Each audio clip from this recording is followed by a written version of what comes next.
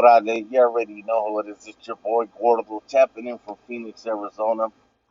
And as you guys can see right here on the thumbnail, we're going to get back into the old barrios right here in AZ. I'm going to point out some things to you guys, so let's take a look at this. It's 6:36. Our Hispanic Heritage Month coverage continues this morning, and we're talking about preserving history. We want to bring in our Allison Rodriguez right now. Now, to them, they call it preserving history. To me, I call it gentrification. Who is joining us in studio to explain what an incredible story. So Kaylee and Nick and everybody at home, the city of Phoenix and community members, they're part of a task force working to preserve the history of historic. Part of a task force, huh? I never knew you needed a task force for preservation. And I understand what they're saying, but yeah, that's, to me, it's just being worded the wrong way, right off the rip. Barrios in Phoenix. They were wiped away due to the expansion of Phoenix Sky Harbor Airport, but there is work being done to remember those who called these barrios home for so many years. If you make your way through Phoenix neighborhoods west of the airport, you're going to find. And let me tell you, this is all my area where I grew up. All these barrios they're naming right here is where, I grew up. Cuatro Milpas and all the other neighborhoods, of course, we were there, we'd kick it. But yeah, let's get into it. A lot of empty lots with signs like this, but there are still homes standing, checkered throughout these neighborhoods, serving as a reminder of what used to be here. I think there's one house in Green Valley Park, and there's, again, scattered housing. The neighborhoods of Green Valley, East Lake Park, Campito, Golden Gate, Cuatro Milpas, Anat, and San Juan Bautista are rich with Phoenix and Arizona history. They are some of the oldest established neighborhoods. Golden Gate historically goes back to the 1870s. And if you guys get a chance, go check out it's called The History on Barrio Los Cuatro Milpas. Go check it out. It's on my YouTube page.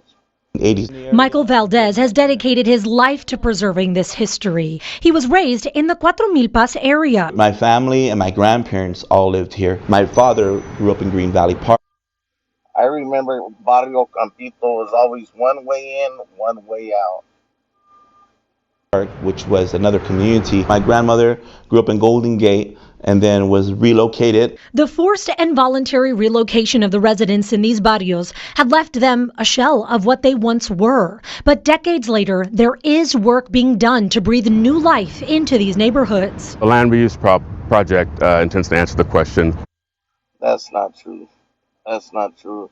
I have not yet have seen anything been done in our barrios. All they did was go in there and tear it down. What does the Aviation Department in the city of Phoenix do with land that was acquired over the course of about a decade and a half? Courtney Carter is the City of Phoenix Economic Development Program Manager. He's part of a task force, along with Valdez, that was put together to come up with solutions for the empty lots and also address current and former residents' biggest issues. One of the goals is to preserve historic sites like this one. An adult. That's right there, right on the corner. Our corner store in the Milpas. You can check it out. I have it in my videos. I've had it on my YouTube channel. Yeah, but that store's been there for years, man. Rebuilding built in the 1930s. It's one of the pillars of the Las Cuatro Milpas barrio that was essentially wiped out. These areas are zoned for commercial use. So if you have a business, you can put a business. If you want to garden, a community project, if you want to do a memorial. In the land reuse project documents, you'll find renderings of what the marked cultural corridor could look like. This is present-day Lewis Park in Milpas, and here's what they envision. And right there at Lewis Park, that's where the homie had filmed one of his videos, and I need to do a reaction to that video, and I'll be putting that out real soon. The Santa Rita space in Campito is where farm worker rights advocate Cesar Chavez fasted, and it could look like this in the future. We're really wanting to make sure that the community does not feel left behind. But you see how they say it could possibly in the future? That still says that they don't know what the hell they're going to do with it.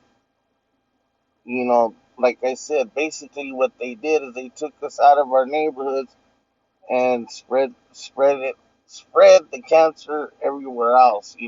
They should have just left us alone, and that's it.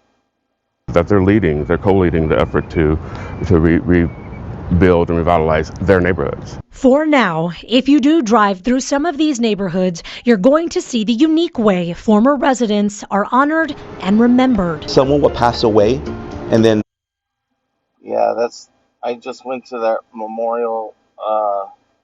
Not that exact one. I believe the homie local Chuck, and yeah, check out my video, man. Just go do me a favor, check out my videos that I made. they'll put like a memorial at that house, right? And then people will come back to that memorial every year and celebrate it. Now, some of these projects, they don't have an estimated completion date. It's open-ended, and some of them depend on funds. I'm told the city is applying for a federal grant called Reconnecting Communities, which, guys, they hope to use for the cultural corridor and other projects in this as well. Can I just thank you, because you're shining light on things that we may have never noticed before, but now stop and can appreciate. Well, yeah, it's just something that you don't think about when you drive through there. You wonder how these lots ended up empty. Right. Yep. And we know there's so much revitalization, building happening. It's good to see that they're looking back at our roots, right, for that inspiration to move forward. Great stuff. Yeah, absolutely. They removed him off the list. Yeah, well, honestly, my honest opinion is they need to just start letting more people move back in there in the neighborhoods. Start letting them build new homes, just like they're knocking down these projects and they're building new housing developments. Do the same thing. And if you notice, there is a couple of houses being built in the milpas I've seen where so it's not making any sense to me. Yeah, but we'll see what happens, man. But again, there's your boy Gordo, man. Nothing but love and respect. I'm just trying to bring this neighborhood history to us. And hey, I hope you guys enjoy the content. Do me a favor, hit that like, hit that subscribe button, and make sure you drop a comment. You guys have a good one. Stay up, and I'm out, man.